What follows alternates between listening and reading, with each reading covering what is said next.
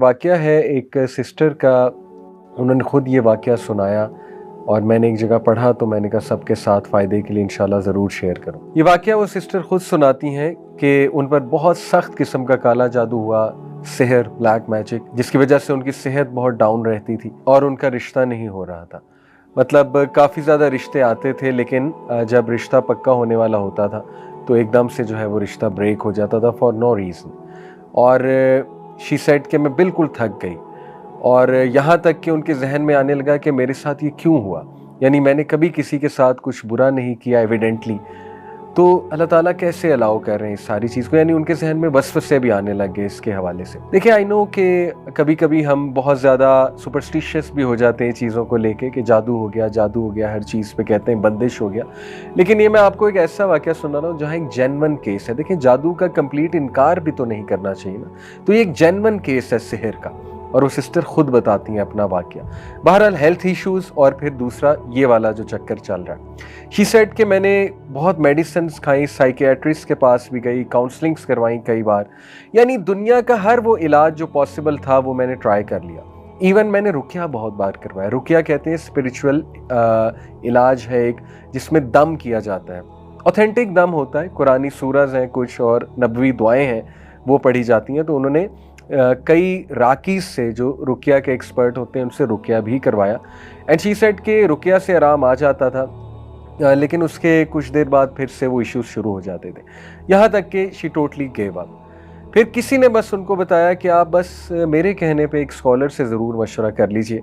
She said कि मैं एक स्कॉलर के पास गई जो मुझे रेफ़र किए गए और उनसे मैंने मसला बयान किया और उन्हें सारी हिस्ट्री बताई कि इस तरह मैं ट्राई कर चुकी हूँ। उन स्कॉलर ने कहा कि बेटा आप मेरे कहने पे ये 10 चीज़ें ट्राई करो, हर चीज़ आपने ट्राई कर ही ली है तो चलो ये 10 चीज़ें ट्राई करने में कोई हर्ज नहीं है, लेकिन आपने मुझे प्रॉमिस करना है कि आप ये 10 चीज़ें करोगे और during while you are doing that तो हो सकता है आपको बहुत डिमोटिवेशन आए, बहुत डाउट आए, लेकिन आपने सब्र करना है और आपने जमे रहना है इंशाल्लाह और आपने कुछ भी करके इन चीज़ों पे अमल करना है। शी सेड कि मैंने उनका ठीक है, आई विल ट्राई माई बेस्ट, मैं पूरी कोशिश करूँगी।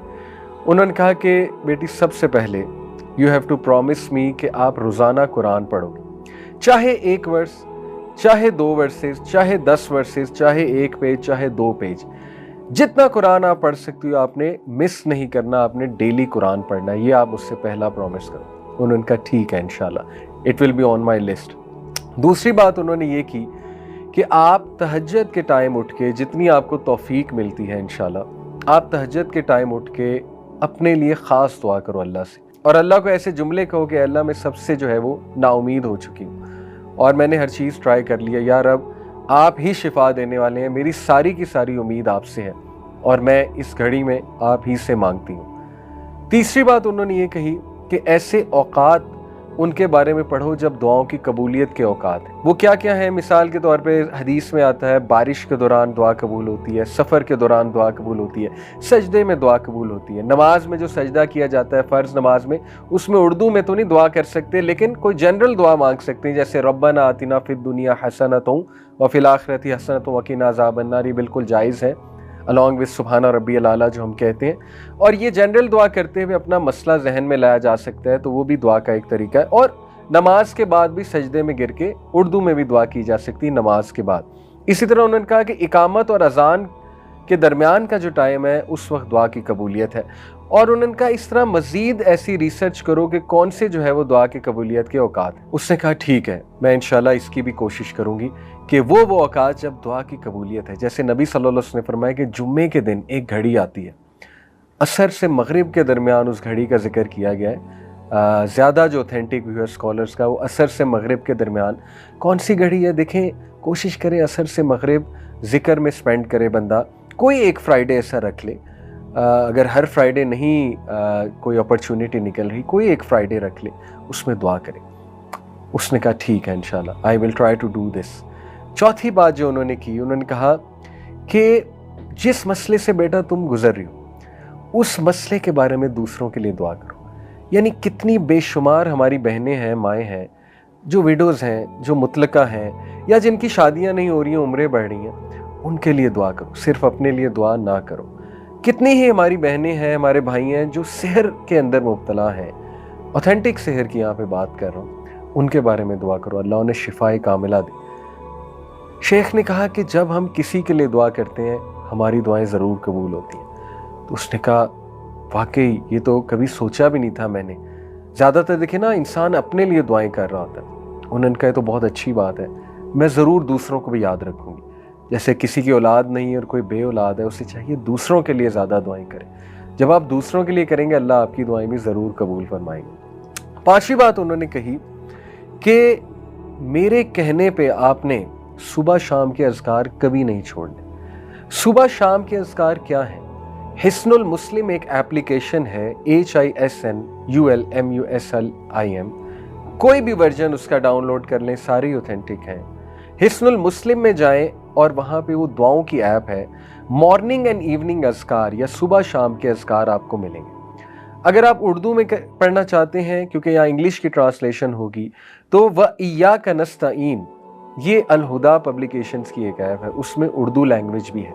सुबह शाम के अज़कार, फजर के बाद सुबह के अज़कार होते हैं और शाम के अज़कार मगरिब से पहले होते हैं। उन्होंने कहा कि you have to promise me, सुबह शाम के अज़कार नहीं छोड़ोगी, इवन ड्यूरिंग योर मेंसेस।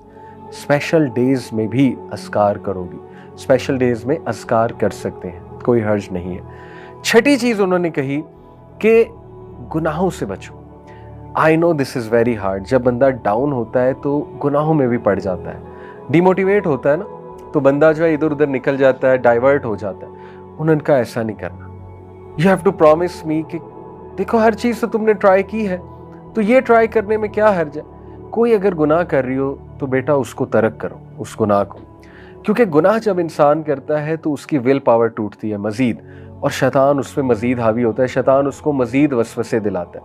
तो you have to promise me कि तुम इससे इंशाल्लाह पूरी कोशिश करोगी दूर होने की। उसने कहा ठीक है। नंबर 7 उन्होंने कहा कि किसी की मदद करो, रेगुलर किसी को पकड़ लो, कोई ज़रूरतमंद को उसकी मदद करो।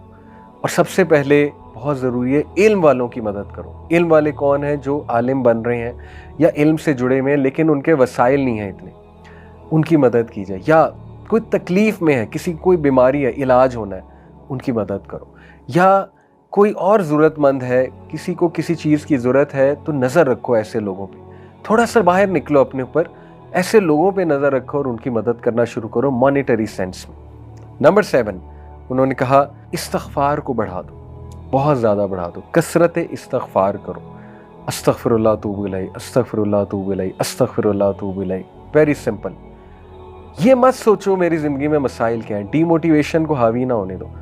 बस एक बार जहन से निकाल दो कि मुझे कोई मसला नहीं है और इस्तग़फ़ार करो, ऐ अल्लाह मेरी गलती है, मेरी गलती है, अस्तग़फ़िरुल्लाह तूबु इलैह, अस्तग़फ़िरुल्लाह तूबु इलैह।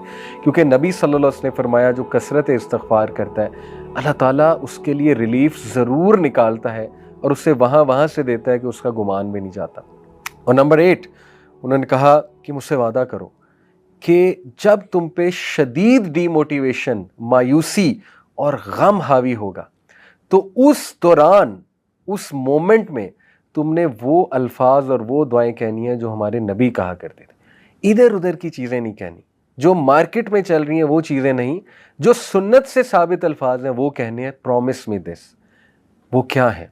नबी सल्लल्लाहु अलैहि वसल्लम जब शदीद गम में होते थे, शदीद कोई तकलीफ आती थी, हमारे नबी कहते थे अल्लाहु अल्लाहु रब्बी ला उशरिकु बिही शैआ।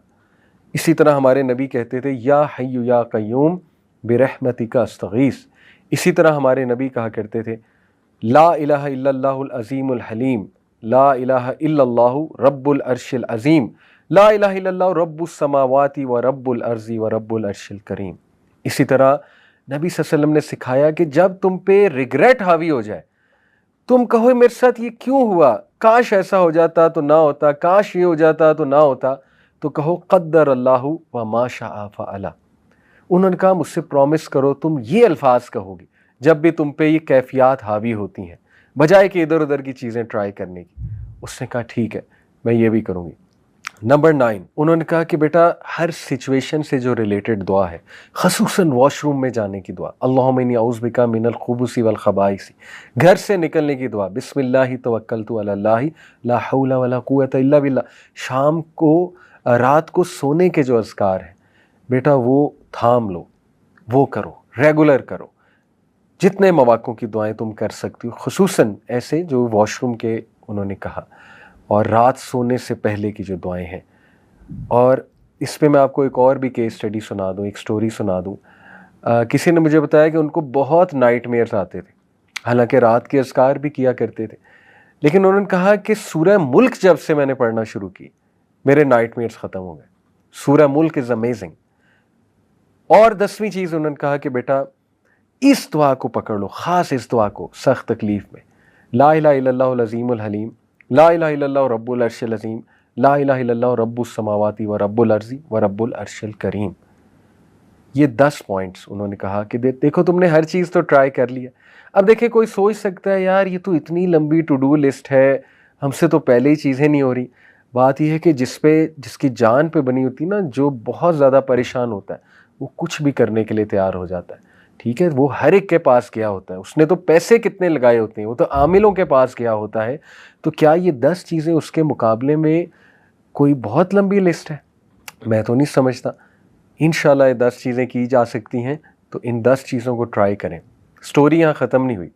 उन सिस्टर ने कहा मैं 1 महीने शेख के पास आई, 1 महीने बाद, और मैंने उन्हें कहा कि अल्हम्दुलिल्लाह मैंने वो 1 महीना चीज़ें ट्राई की हैं। वादे के मुताबिक मैंने सब्र किया और मैंने जारी रखा उन चीज़ों को। अल्लाह ने मुझे रिलीफ़ दे दिया, अल्लाह ने मुझे शिफा दे दी है, मैं खुश हूँ। और यकीन करें कि उसने कहा कि मैं कुछ साल बाद आई उन्हीं शेख के पास। अल्हम्दुलिल्लाह मेरे 3 बच्चे थे, मेरे साथ 3 प्यारे बच्चे थे मेरे। वो शेख बड़ा हैरान हुए, ये कौन है? शी सेड, शेख मेरी शादी भी हो गई, अल्लाह ताला ने मुझे 3 बच्चे भी दे दिए, और ये काफ़ी सालों बाद वो गई होंगी। तो ये अपनी वो सक्सेस स्टोरी सुनाती हैं। देखें, ये जो 10 चीज़ें हैं, ये वो चीज़ें हैं जो हमारे नबी सल्लल्लाहु अलैहि वसल्लम की हुई नसीहत वाली चीज़ें हम लोगों के पास चाहते हैं।